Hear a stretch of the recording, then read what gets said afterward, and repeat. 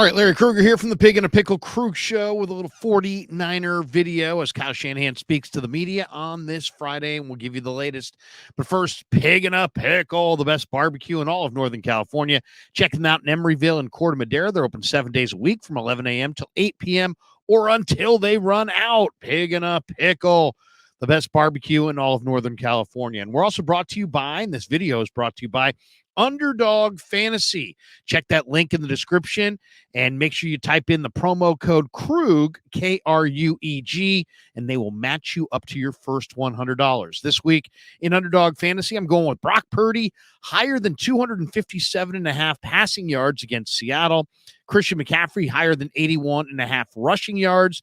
Deebo Samuel, lower than 6 targets in the game. Brandon Ayuk, higher than 67.5 receiving yards. And Boye Mafe, higher than a half sack for the Seattle Seahawks. And once again, Underdog Fantasy, a proud sponsor of the Krug Show. Well, Kyle Shanahan spoke to the media this afternoon on Friday, and he gave us an update on the injuries. Ross Dwelley is out. He will not play. He's got the high ankle sprain. Eric Armstead's got a knee issue, and Eric's not going to go. He's also got the foot, so he's probably not going to play this week or next week. So Ross Dwelley out, Eric Armstead out. Ray McLeod's battling a rib injury.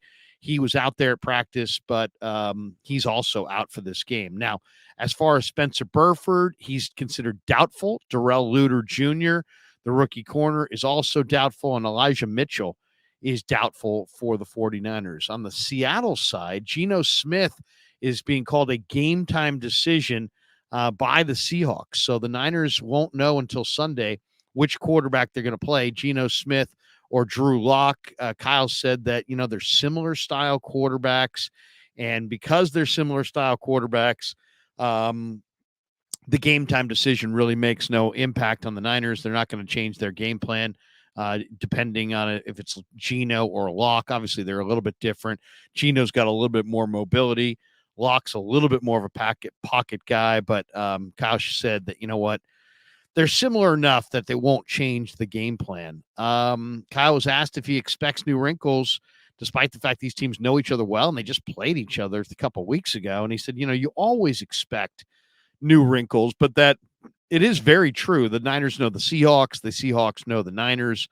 But there's always those game day wrinkles and changes that surprise you, and they'll just adjust on the fly.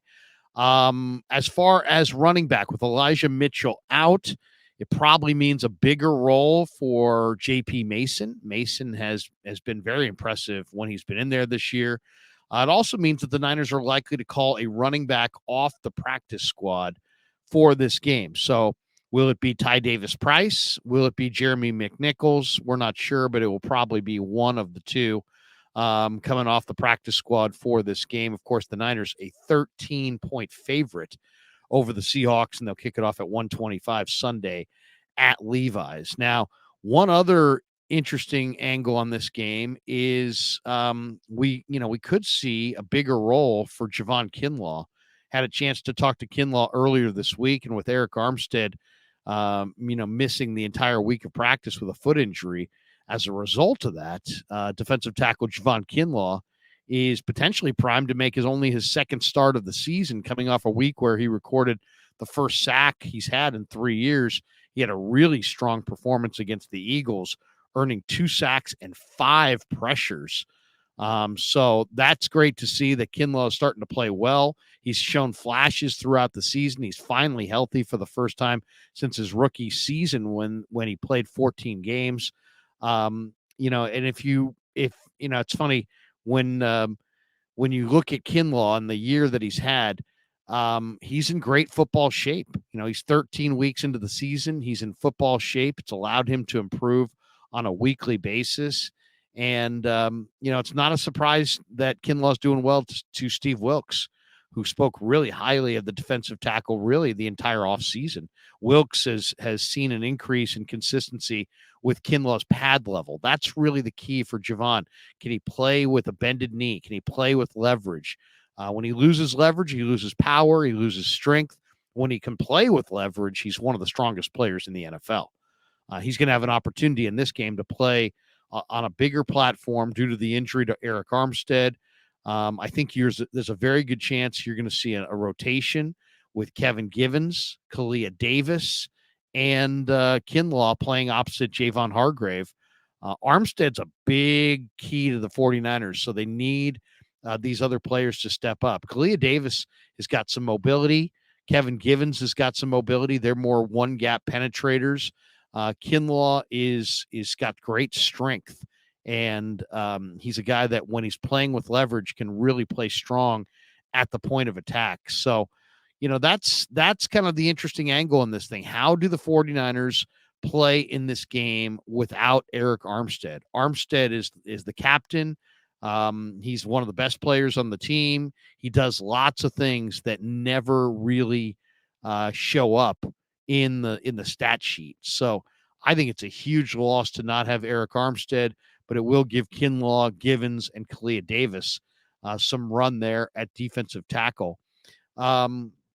It's if you look at the Niner defensive line, the one thing that Kyle Shanahan said earlier in the week that he felt like the 49ers defensive line had their best game against the Eagles. And the one thing that we saw both last week against Jalen Hurts and the week prior against Geno Smith is that the 49ers really did a great job on keeping Hurts and Geno hemmed in the pocket. Jalen Hurts ran 7 times last week, but his longest run was 7 yards. And the 49ers really kept him, hemmed in. They rushed as one, as Nick Bosa said they had to. And I expect they'll do more of that in this game. Now, Hurts had an average time to throw of 3.85 seconds, and which is a lot of time. That shows you, one, how the coverage stood up on the back end. But it also, the fact that he had no rushing lanes really was a major key in the game. Jalen Hurts, when he gets out and makes big runs, that really defeats a defense. You can see the crushing nature of that on them when a quarterback like Hurts runs for a first down. And Geno's the same kind of quarterback in that he's more of a pocket guy. He'd rather play from the pocket, but if you give him an obvious run lane, he will take it. And he's got well above average speed. So the Niners D-line last week finished with only 3 sacks, but Pro Football Focus credited the pass rush with 46 total pressures. 46. Bosa, Chase Young, Eric Armstead, Javon Kinlaw, Randy Gregory each had at least 5 total pressures. Cleveland Farrell and Javon Hargrave had 4 each. And the Niners are going to need that consistent effort across the board from all of their defensive linemen going up against a mobile quarterback like Geno Smith. All right. Thanks for everybody supporting the Krug Show. And of course, thanks to our sponsor, Pig and a Pickle, the best barbecue in Northern California, and Underdog Fantasy. Once again, check that link in the description. Use the promo code Krug, K-R-U-E-G, and they'll match you up to $100. And thanks to all you guys for supporting the Krug Show on YouTube.